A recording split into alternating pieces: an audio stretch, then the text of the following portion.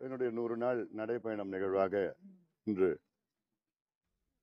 சேலம் மாவட்டம் ஆத்தூர் பகுதிக்கு வருகை தந்திருக்கின்றேன். இங்கு இருக்கின்ற மக்கள் பிரச்சனைகளை கண்டறிந்து அதில் மிகப்பெரிய ஒரு பிரச்சனை வசிஷ்ட நதியை மாசிலிருந்து காப்பாற்றி மேட்டூர் அணையில் இருக்கின்ற காவிரி உபரிநீர் திட்டத்தை செயல்படுத்தி இந்த வசிஷ்ட நதியில இணைத்து இந்த பகுதியில் உள்ள விவசாயிகளுக்கும் பொதுமக்களும் பயனடைகின்ற வகையில இந்த திட்டத்தை உடனடியாக அரசு நிறைவேற்ற வேண்டும். 4 நாட்களாக சேலம் மாவட்டத்தில் இருக்கின்ற அத்துணை பகுதிகளுக்கும் சென்று அந்த பிரச்சனைகளை கையில் எடுத்து இதற்கு மக்களை திரட்டி விழிப்புணர்வு ஏற்படுத்தி வருகின்றேன். வசிஷ்ட நதி என்பது நம்முடைய சேர்வராயன் கல்வராயன் மலை பகுதியில் இருக்கின்ற தண்ணீர். இது ஒரு பக்கம் கரிய கோயில் ஆறு, அடுத்த பக்கம் ஆனைமடு ஆறு. இந்த 2 ஆறுகளும் ஒன்று சேர்ந்து அங்கிருந்துதான் வசிஷ்ட நதி உருவாகிறது. இது ஒரு புண்ணிய நதி. அந்த காலத்தில் வசிஷ்ட முனிவர் இங்கே யாகம் செய்தார்கள் என்றெல்லாம் இருக்கிறது. அப்படிப்பட்ட இந்த நதி இந்தியாவிலேயே அதிக மாசுபட்ட 37 நதிகளில் ஒரு நதி வசிஷ்ட நதி. இந்தியாவிலே 37 நதிகள் அதிக மாசுபட்ட நதிகளில் பட்டியலில் தமிழ்நாட்டில் 5 நதிகள் இருக்கிறது. அந்த 5 நதியில் 3 நதிகள் சேலம் மாவட்டத்தில் இருக்கிறது. 1 வசிஷ்ட நதி, 2 சரபங்கா நதி, 3 திருமணிமுத்தாறு நதி. 4வது தமிழ்நாட்டில் உள்ள 4வது நதி கூவம் நதி, அடையார் நதி 5. இப்படி மிக மோசமான ஒரு மாசடைந்த நதியாக மாறி இருக்கிறது. எவ்வளவு தெளிவான தண்ணீர் இதில் கிடைக்கிறது. இயற்கை நமக்கு கொடுத்த நீர். இந்த நீரை பயன்படுத்தி இந்த பகுதி மக்களுக்கு விவசாயத்திற்கும் குடிநீருக்கும் பயன்படுத்த திட்டங்கள் தமிழக அரசு வகுக்கவில்லை. குறிப்பாக திமுக 60 ஆண்டு காலம் மாறி மாறி ஆட்சி செய்து இது போன்ற நீர் மேலாண்மைக்கு எந்த ஒரு முக்கியத்துவம் கொடுக்கவில்லை. நீர் மேலாண்மை அதற்குத்தான் முதன்மை உரிமை கொடுக்க வேண்டும், முதன்மை முக்கியம் கொடுக்க வேண்டும். The first priority should be for water management. அதாவது எந்த அரசாங்கமும் இதுக்கு தான் அதிக கவனம் செலுத்தணும், அதிக நிதியும் கொடுக்கணும். ஆனா அதை பத்தி என்னன்னு கூட தெரியாத திமுக அரசு. இதெல்லாம் ரொம்ப ஒரு மனக்கவலைன்னா சொல்றதுல அதோட மோசமா ஒரு உணர்வு எங்களுக்கெல்லாம் இருக்கு. கர்நாடக அரசு 2-3 வாரங்களுக்கு முன்பு ஒரு அறிவிப்பு, அதில் அப்பர் கிருஷ்ணா ஸ்கீம் என்று இரிகேஷன் ஸ்கீம் என்று அதற்கு 70,000 கோடி ரூபாய் ஒதுக்கீடு செஞ்சிருக்கின்றார்கள் கர்நாடக அரசு. ஒரு திட்டத்திற்கு 70,000 கோடி. ஆனா இங்க நம்ம சண்டை போட்டுட்டு இருக்கோம் கர்நாடகா கிட்ட. ஆனாலும் காவிரியில இப்போ ஜூலை மாதத்திலிருந்து இன்னைக்கு வரைக்கும் மேட்டூர் அணை 7 முறை நிரம்பி இருக்கிறது. அந்த மேட்டூர் அணையிலிருந்து கிட்டத்தட்ட 50 டிஎம்சி நீர் கடலில் கலந்திருக்கிறது. இந்த 4 மாதத்தில் அந்த 50 டிஎம்சியில வெறும் 5 டிஎம்சி அந்த உபரி நீரை நீரேற்று மூலமாக கொண்டு வந்து சேலம் மாவட்டத்தில் உள்ள சரபங்கா நதி, திருமணிமுத்தாறு நதி, வசிஷ்ட நதி, 3 நதிகள் சேலம் மாவட்டத்தில் ஓடிட்டு இருக்கு. காவிரி நதி அது வேற, அது பெரிய நதி. அதுல இருக்க தண்ணி தான் இந்த சின்ன நதிகள்ல கொண்டு வரணும். இது இணைக்க வேண்டும் என்று பாட்டாளி கட்சி 30 ஆண்டு காலமாக எத்தனையோ போராட்டங்கள், கோரிக்கை. இந்த திட்டத்தை கலைஞர் அவர்கள் 3 முறை அறிவித்தார். ஜெயலலிதா அம்மையார் 2 முறை அறிவித்தார். அறிவிப்போடு நின்று விட்டது. பிறகு எடப்பாடி பழனிசாமி அவர்கள் முதலமைச்சரான நேரத்தில் இந்த திட்டம் ஒரு குறுகிய திட்டமாக அதை நடைமுறைப்படுத்தினார். அத்திட்டம் எடப்பாடி தொகுதி, ஓமலூர் தொகுதி, சங்ககிரி தொகுதி, அந்த தொகுதியில் உள்ள ஒரு 100 ஏரிக்கு அந்த திட்டத்தை 565 கோடி ரூபாயில அந்த திட்டத்தை நடைமுறைப்படுத்தியிருக்கின்றார். ஆனா அந்த 100 ஏரியில வெறும் 57 ஏரிக்கு தான் தண்ணி போகுது இன்னைக்கு. ஆக 5000 கோடி ரூபாய் தமிழக அரசு ஒதுக்கீடு செய்யணும். சேலம் மேட்டூர் உபரிநீர் திட்டத்துக்கு ஒதுக்கீடு செய்தால் இங்க இருக்கின்ற 1500 ஏரிகள், சிறிய பெரிய ஏரிகள் எல்லாம் சேலம் மாவட்டத்தில் நிரம்பி அதில் வழியாக நிலத்தடி நீர் இன்னைக்கு 1800 அடிக்கு போயிடுச்சு. அது 50 அடி 60 அடிக்கு கொண்டு வரலாம். இப்படி இந்த திட்டம் நிறைவேறிய பிறகு ஒரு 3-4 ஆண்டுகளில் 1600 அடியிலிருந்து கிட்டத்தட்ட 100 அடிக்கு கொண்டு வரலாம். ஆனா அவ்வளோ தண்ணி இருக்கு. ஆனா திட்டம் பற்றி அரசுக்கு எதுவும் தெரியல. அதுக்கு அரசுக்கு இந்த முக்கியத்துவம் பத்தி தெரியல. அதனால இதை தெரியப்படுத்துவதற்கு அதுக்காக தான் நாங்கள் இந்த நடைப்பயணம் மூலமாக விழிப்புணர்வு ஏற்படுத்துவதற்கு அழுத்தம் கொடுக்கிறோம். இது சம்பந்தமா நான் 3 நாள் 7 ஆண்டுகளுக்கு முன்பு நடைபயணம் மேற்கொண்டேன். சேலம் மேட்டூர் உபரிநீர் திட்டத்தை நிறைவேற்ற வேண்டும் என்று. அப்பொழுதும் அழுத்தம் கொடுத்தவுடன் அதற்கு ஒரு அறிவிப்பு மட்டும் வந்துருச்சு அரசாங்கத்திடம். ஆனால் அதன் பிறகு நிதி ஒதுக்கீடு இல்லை. அதனால் இதெல்லாம் சரி செய்ய வேண்டும். இதனால் எவ்வளோ விவசாயிகள் இருக்கு. ஏன்னா இந்த ஆத்தூர் பகுதி என்றாலே இது மிக மிக மிக மிக மிக பிற்படுத்தப்பட்ட பகுதி, பின்தங்கிய பகுதி. தமிழ்நாட்டிலே எந்த தொழிலும் கிடையாது, எந்த வேலையும் கிடையாது, எந்த கல்லூரி எதுவுமே கிடையாது. விவசாயத்தை நம்பி இருக்கின்ற இந்த பகுதி. அதுவும் பாக்கு, ஆத்தூர் பாக்குனாலே உலக புகழ்பெற்ற பாக்கு.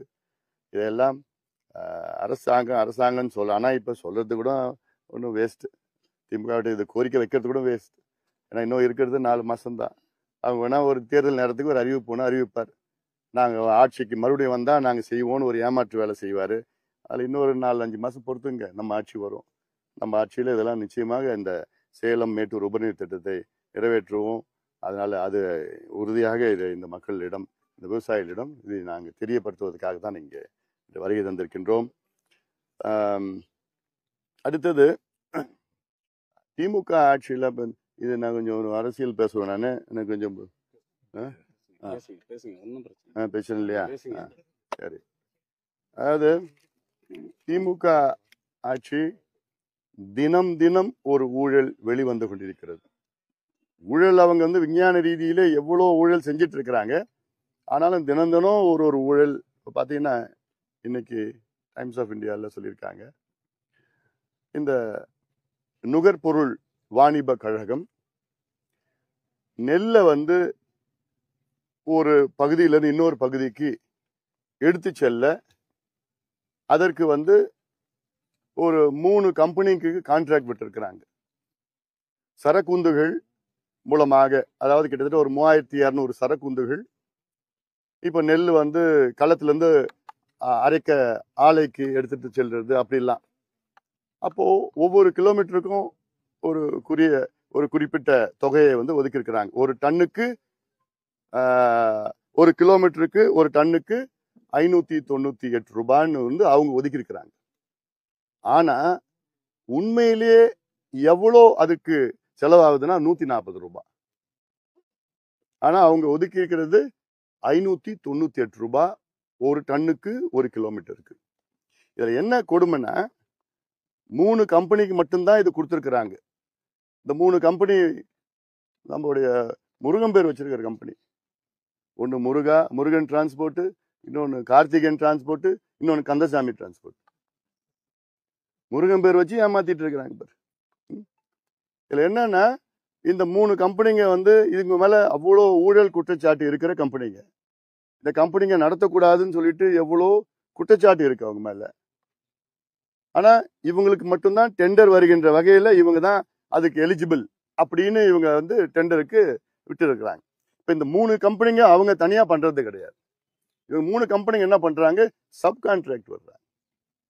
நான் சொல்லியிருக்கிறேன்ல, 17,000 கோடி 17,000 ரூபாய் இவங்க 8 கிலோமீட்டருக்கு இவங்க பில் வாங்குறாங்க. 17,000 ரூபாய்க்கு 8 கிலோமீட்டருக்கு. ஆனா இவங்க கீழே சப் கான்ட்ராக்ட் கொடுக்கறது 6,000 ரூபாய் கொடுக்குறாங்க. எவ்வளோ பெரிய ஒரு ஊழல் இதுல மேலோட்டமா பார்த்தா கிட்டத்தட்ட ஒரு 200 கோடி ரூபாய் ஊழல் மேலோட்டமா. இதற்கு சிபிஐ விசாரணை தான் வேணும். தமிழ்நாடு காவல்துறை அது ஒண்ணுமே ஆக போறது கிடையாது. ஒன்னும் இல்லைன்னு சொல்ல போறாங்கல்ல. அதனால இது அதாவது 3 கம்பெனி தான் எலிஜிபிளா. அந்த 3 கம்பெனி பாத்தீங்கன்னா அது எனக்கு என்னமோ 3 கம்பெனியும் ஒரே ஓனர் தான் இருப்பாங்கன்னு நினைக்கிறேன். அதுவும் உள்ள நோண்டி பார்த்தா தெரியும். இல்ல அந்த கம்பெனியில மக்களுடைய நம்ம பணம், வரி பணம். அதனால இந்த நெல் ஏற்றிட்டு போற டிரான்ஸ்போர்ட்ல இது மிகப்பெரிய அளவில் ஊழல் இது லேசா கீறி இருக்கு. மேல இன்னும் தோண்ட இன்னும் அதிகமா வரும். வள்ளிக்கரணை சதுப்பு நிலம் 2000 கோடி ஊழல். அதுக்கப்புறம் பாத்தீங்கன்னா 888 கோடி ரூபாய் ஊழல். எதுல? அந்த நகராட்சி ஊழியர்களும் பொறியாளர்களும் நியமனம் பண்ணதுல 900 கோடி ஊழல். தினம் ஒரு ஊழல் வந்துட்டு இருக்கு, வெளியில வந்துட்டு இருக்கு. இன்னும் போக இன்னும் நிறைய வரப்போகுது. அதனால தமிழக மக்கள் நீங்கள் புரிந்து கொள்ளுங்கள், திமுக ஆட்சினா ஊழல் ஆட்சி, மோசமான ஆட்சி, சாராய ஆட்சி. கஞ்சா ஆட்சி, எந்த போதைப் பொருட்கள் அதிகமாக விற்கின்ற இந்த திமுக ஆட்சி, மக்கள் மிகுந்த கோபத்தில் இருக்கின்றார்கள். கேள்வியில் ஏதாவது இருக்குங்களா? டிடிவி, ஓபிஎஸ், செங்கோட்டையன் இந்த கூட்டணி வந்து அரசியல் தாக்கத்தை ஏற்படுத்தி நினைக்கிறீங்களா? என்ன கூட்டணி? டிடிவி, தினகரன், இப்ப அவங்க எல்லாம் ஒண்ணு சேர்ந்து ஒண்ணா வந்திருக்காங்க. தொடர்ந்து ஒரே கார்ல வரதும் ஒரே கார்ல போனா கூட்டணி ஆயிடுமா? இல்ல, அவங்க அதிகாரப்பூர்வமா அறிவிச்சிருக்காங்களா? அதிகமா அறிவிக்கலாம். எல்லாருடைய பேச்சும் அதுதான் இருக்கு. அது உங்க பேச்சு தான், மீடியா பேச்சு தான் இருக்கு, தவிர மத்தவங்க பேச்சு எதுவும் இல்லையே. அதெல்லாம் ஒண்ணு அறிவிக்கட்டும், அப்புறம் என்னோட கருத்து நான் சொல்லுவேன். அதிகாரப்பூர்வம் அறிவிக்காத பொழுது நான் என்னால சொல்ல முடியும்?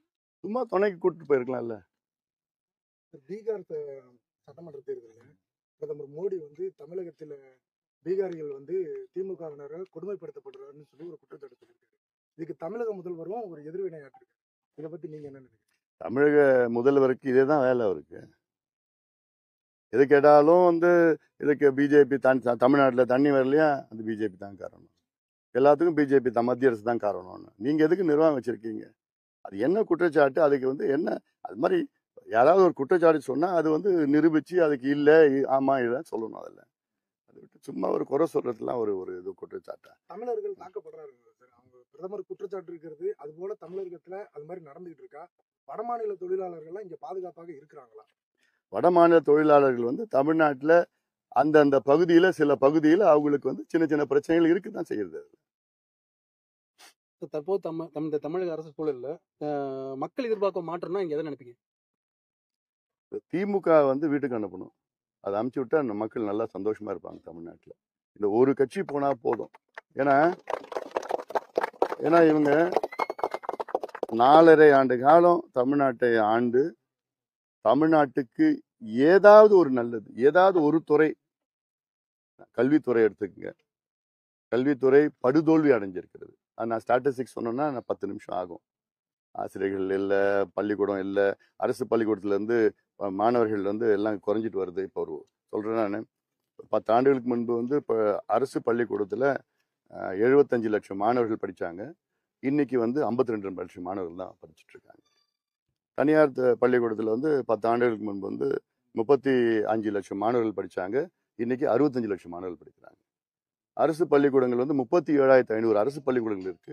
தனியார் பள்ளிக்கூடம் 12,500 தான் இருக்கு. 1/3 தான் இருக்கு. அரசு பள்ளிக்கூடத்தில் 1/3 தான் தனியார் பள்ளிக்கூடம். ஆனா அதுல 65 லட்சம் மாணவர்கள் தமிழ்நாட்டில், இது அரசு பள்ளிக்கூடம் 52 லட்சம். இப்போ ஒவ்வொன்றுத்துலயும் எதுவுமே நடக்கல. ஆனா விளம்பரம் மட்டும் கல்வியில சிறந்தது தமிழ்நாடு, இப்படிதான் விளம்பரம். சுகாதாரத்துறையை சொல்லவே வேண்டாம். இந்த கிட்னி திருட்டுல இருந்து மற்ற ரொம்ப மோசமான சூழல் இருக்கு. சேலம் வந்து சூப்பர் ஸ்பெஷாலிட்டி மருத்துவமனை 125 கோடி ரூபாய் நான் மத்திய அமைச்சராக இருந்த நேரத்தில் நான் ஒதுக்கினேன். அது ஒதுக்கி ஒரு சூப்பர் ஸ்பெஷாலிட்டின்னு சொல்லி அவ்வளோ மகிழ்ச்சி அடைஞ்சாங்க மக்கள். இன்னைக்கு ஒரு சின்ன கருவி கூட வேலை செய்யல, மருத்துவர்கள் கிடையாது, எதுவுமே கிடையாதுங்க. இன்வெஸ்டிகேஷன் பண்ணது கூட சரி, இந்த மிஷின் எக்யூப்மெண்ட் இல்லை. எவ்வளோ பெரிய ஒரு மருத்துவமனை, இந்த மக்களுக்கு பயன்படுது இந்த மருத்துவமனையை, அதை வந்து பாதுகாத்து ஒரு ஒரு நிர்வாகம் செய்யறது கூட ஒரு தகுதி திறமை இல்லாத ஒரு அரசு தான் நம்ம பார்த்துட்டு இருக்கிறோம். அதே போன்ற விவசாயிகள் இன்னைக்கு வந்து மிகுந்த கோபத்தில் இருக்கின்றார்கள். அதை கேட்டால் முதலமைச்சர் நாங்கள் வந்து நல்ல நிர்வாகம் செய்கிறோம், தமிழ்நாட்டு விவசாயிகள் மகிழ்ச்சியாக இருக்கிறாங்களா? வாய்ப்பே கிடையாது. அதுவும் காவிரி டெல்டாவில் நாங்கள் முறையாக வந்து கொள்வனு பண்ணிட்டோம், அறுவடை செஞ்சிட்டோம், சேமிச்சிட்டோம், நாங்கள் பாதுகாத்துட்டோம். என்ன சேமிச்சிங்க, என்ன பாதுகாத்தீங்க? 4 லட்சம் மூட்டைங்க வந்து வீணாயிடுச்சு. 4 லட்சம் நெல் மூட்டைங்க. நீங்க எதுக்கு 4.5 ஆண்டு காலம் மட்டும் 60 ஆண்டு காலமா ஆண்டுட்டு வரீங்களே மாறி மாறி. இது ஒரு அதிகபட்சம் ஒரு கெப்பாசிட்டி பில்டிங்காவது உங்க பகுதியில், நீங்க பிறந்த மண் அந்த டெல்டா மண், அந்த மண்ணிலையாவது நீங்க பண்ணியிருக்கணும்ல. அது கூட இல்லையே. இவ்வளோ நெல் வீணாகிட்டு இருக்குது, இவ்வளோ மழையில நனைஞ்சு முளைச்சிக்கிட்டு எல்லாம் இருக்குது. ஆனால் கேட்டால் நான் மோடிக்கு கடிதம் எழுதிட்டேன்னு சொல்லுவீங்க. இதனால எந்த துறையும் நல்லா இல்லை, எதுவுமே மோசம். அல்லாமல் அந்த கனிம வளங்கள் இருக்குல்ல, கொள்ளை அடிச்சுக்கிட்டு மணல் குவாரி எதுக்கு இப்போ 30 மணல் குவாரி என்ன? இன்னொரு 4 மாசம் எலெக்ஷன் இருக்கு. ஏன் மணல் குவாரி வச்சு தான் நீங்க எலெக்ஷன் ஜெயிக்க போறீங்களா? அல்ல கொள்ளடிச்ச பணத்தை வச்சுக்கிட்டு எதுக்கு ஏன் மணல் குவாரி? இப்போ கேரளாவில் மணல் குவாரி இருக்கக்கூடாதுன்னு சட்டம் வந்திருக்கு. கர்நாடகாவில் மணல் எடுக்கக்கூடாதுன்னு சட்டம் இருக்கு. ஆந்திராவில் சட்டம் இருக்கு. நீ ஏன் சட்டம் கொண்டு வர மாட்ற? எதுக்கு கொண்டு வர மாட்ற? ஆறுகள்லாம் நம்மளுடைய தாயை போன்றது, அது பாதுகாக்கணும். மணல் இருந்தால் தான் தண்ணி இருக்கும், ஈரப்பதம் இருக்கும். கொள்ளடிக்கிறதுக்கு, மணலை கொள்ளடிக்கிறதுக்கு நீ அதுக்கு தான் அரசாங்கம் பண்ணிட்டு இருக்கிறீங்களா? மலையை குறைஞ்சி, மலையை அழிச்சு, மலையை கேரளாவுக்கு எடுத்துட்டு போறாங்க. இது கேட்டா நாங்க எதுவும் பண்ணலன்னு ஒருத்தர் சொல்றாரு, காட்ஃபாதர் சொல்றாரு. நீங்க பண்ணல, உங்களுக்கு சார்ந்தவங்க பண்ணிட்டு இருக்கிறாங்க. சிபிஐ என்கொயரி வந்தாதான் இருக்கும். ஆனா நீங்க போக போக பாருங்க, ஒவ்வொரு நாளும் ஒரு ஊழல் வெளியில வரும். இப்ப அதிகாரிகளும் இன்னைக்கு வந்து கொஞ்சம் கொஞ்சம் தைரியம் வந்துருச்சு, அதிகாரிகளுக்கு தைரியம் வந்துருச்சு. மக்கள் வந்து எங்க பார்த்தாலும் பயங்கர வெறுப்புல வந்துட்டாங்க திமுக மீது. ஏன்னா அவங்களுக்கு வந்து திறமை இல்லாத ஒரு ஆட்சி, நிர்வாகம் செய்யாத ஆட்சி, சமூக நீதினு தெரியாத ஆட்சி. எள்ளளவும் சமூக நீதி என்னன்னு கூட தெரியாது. தமிழ் மொழியை வச்சுதான் ஆட்சிக்கு வந்தாங்க. அந்த மொழிக்கு எந்த முக்கியத்துவம் இல்லை. தமிழ்நாட்டுல அடிப்படை தமிழ் ஒரு கட்டாய பாடமாக கூட கிடையாது.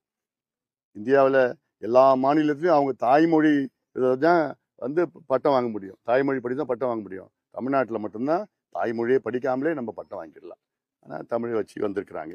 இதுதான் திமுகவுடைய ரொம்ப மோசம். அதோட எல்லாத்தோட மோசம் என்னன்னா, 505 வாக்குறுதிகளை கொடுத்தாங்க தேர்தலுக்கு முன்பு. நாங்கள் ஆட்சிக்கு வந்தா நாங்கள் வந்து நீட்டு தேர்வு ஒழிப்போம், மாசம் மாசம் கணக்கெடுப்பு நடத்துவோம். விவசாயிகளுக்கு 56 வாக்குறுதிகள் கொடுத்தாங்க. அதுல வெறும் 8 தான் நிறைவேற்றிருக்கிறாங்க விவசாயிகளுக்கு. இப்படி ஒவ்வொன்றும் வாக்குறுதியும் எல்லாத்தையும் ஏமாற்றம் பண்ணி அதுல வந்து படுதோல்வி அடைந்து விட்டார்கள் திமுக. இப்போ திமுகவோட 4 ஆண்டு முடிஞ்ச இன்னும் ஒரு 6 மாசத்துல எலெக்ஷன் வரப்போகுது. இவங்க டோட்டல் ஆட்சிக்கும் மதிப்பீடுன்னா என்ன மதிப்பீடுன்னு சொல்றது? இல்ல, இப்போ அவங்களே ஒரு மதிப்பீடு கொடுத்துருக்குறாங்க. இப்ப நான் சொல்றது வந்து இது புள்ளி விவரங்கள் வச்சுதான் நான் சொல்லிட்டு இருக்கிறேன். திமுக ஆட்சி வருவதற்கு முன்பு நாங்கள் ஆட்சிக்கு வந்தால் 505 வாக்குறுதிகளை கொடுத்த திமுக. நாங்கள் 505 வாக்குறுதி நிறைவேற்றுவோம் என்று கொடுத்தார்கள். இன்னைக்கு வந்து அதுல வந்து வெறும் 66 வாக்குறுதிகள் மட்டும்தான் முழுமையாக நிறைவேற்றிருக்கின்றார்கள். ஒரு சில அறகுறையா பண்ணிருக்காங்க, அதெல்லாம் கணக்குல எடுத்துக்கூடாது. 505 வாக்குறுதியில் அவங்களே ஏத்துக்கிட்டாங்க. 505ன்னா நிதியமைச்சர் ஏத்துக்கிட்டார். ஆமா, நாங்க 505 தான் கொடுத்தோம். ஆனா அதுல என்னன்னா 505ல வெறும் 66 தான் நிறைவேற்றிருக்கின்றார்கள். 66னா எவ்வளோ விழுக்காடுன்னா 13 விழுக்காடு. ஆக 13 மார்க் தான் கொடுக்க முடியும் திமுகவுக்கு. 13 மார்க்னா ஃபெயில் ஆயிடுச்சு. இது நான் ஏதோ ஒரு அரசியல் நோக்கத்துக்காக நான் சொல்லல. அவங்க உடைய வாக்குறுதிகளை நிறைவேற்றாத ஒரு அரசு, சத்தியங்களை நிறைவேற்றாத ஒரு அரசு கிடையாது. மீண்டும் திமுகவை எதுக்கு தேர்வு செய்யணும்? நீங்க சொன்ன சத்தியத்தை வெறும் 13% தான் நிறைவேற்றி இருக்கிறீங்க. மக்கள் ஏன் உங்களுக்கு மறுபடியும் வாக்களிக்கணும்? மறுபடியும் வந்து பொய்ய சொல்றதுக்கா? இந்த முறை பொய்ய சொன்னா மக்கள் நம்ப போறது கிடையாது. அதுல படுதோல்வி அடைஞ்சது திமுக, ஃபெயில் ஆயிடுச்சு. எல்லா துறையிலும் நாசம் ஆயிடுச்சு. அதனால வேளாண் துறை வந்து இந்தியாவிலே வந்து பாத்தீங்கன்னா 22வது இடத்துல இருக்கு திமுக. வேளாண் துறை 22வது இடம். வேளாண் வளர்ச்சி பாத்தீங்கன்னா -5 மைனஸ்ல போயிருக்கு முதல் முறையா. அதனால இதுல எல்லா துறையிலும் நீர்வளத்துறையில, அப்புறம் கல்வித்துறை, சுகாதாரத்துறை, ஏன் தொழில்துறையில அது ஒரு மிகப்பெரிய ஒரு ஏமாற்றம். நாங்கள் வந்து தமிழ்நாட்டுக்கு வந்து 4.5 ஆண்டு காலத்துல 11,32,000 கோடி ரூபாய் தொழில் முதலீடு நடந்திருக்கிறது என்று ஒரு மிகப்பெரிய பொய்யை வந்து முதலமைச்சர் அவர்கள், தொழில் அமைச்சர், அப்புறம் நிதியமைச்சர் 3 பேரும் சொல்லிட்டு இருக்கிறாங்க. 11,32,000 கோடி. நான் வெள்ளறிக்கை கேட்டேன். அதுக்கெல்லாம் வெள்ளறிக்கையெல்லாம் கொடுக்க முடியாது அப்படின்னு. ஏன் இதே முதலமைச்சர் எதிர்கட்சி தலைவர் அந்த நேரத்துல எடப்பாடி பழனிசாமியிடம் வெள்ளறிக்கை கேட்டார். வெள்ளறிக்கை கொடுங்கன்னு சொன்னார். இப்ப இல்லைன்னு சொல்றாரு. அதுக்கு நாங்க புத்தகம் போட்டு வச்சுட்டோம். இப்ப நான் இன்னும் கொஞ்ச நாள் இந்த நடைப்பயணம் இந்த இடையில ரிலீஸ் பண்ண போறேன். அதுல என்னன்னா 11,32,000 கோடி தொழில் முதலீடு தமிழ்நாட்டில் நடந்திருக்குன்னு சொன்ன முதலமைச்சர், அதன் வழியா 34 லட்சம் இளைஞர்களுக்கு வேலை கிடைச்சிருக்குன்னு சொன்ன முதலமைச்சர், கிட்டத்தட்ட 1 லட்சம் கோடி முதலீடு தான் நடந்திருக்கு. அது என்னோட புள்ளி விவரங்களுடன் நான் வந்து நிரூபிக்க போறேன் நான் ஒரு நாள்ல. அப்போ ஒவ்வொன்றும் எவ்வளவு ஏமாற்று வேலை. 11.5 லட்சம் எங்க, 1 லட்சம் எங்க? அதனால இதெல்லாம் நிச்சயமா மக்கள் வந்து நம்ப தயாரா இல்லை. இந்த தேர்தலில் திமுக என்ன பொய்ய சொன்னாலும் நம்ப தயாரா இல்லை. 2026ல 3வது அணி உருவாகிறதுக்கான வாய்ப்புகள் இருக்குங்களா? கூட்டணி எப்படி அமையும்? போக போக தெரியும். அவ்வளவுதான், சிம்பிளா முடிச்சிட்டேன். நன்றி.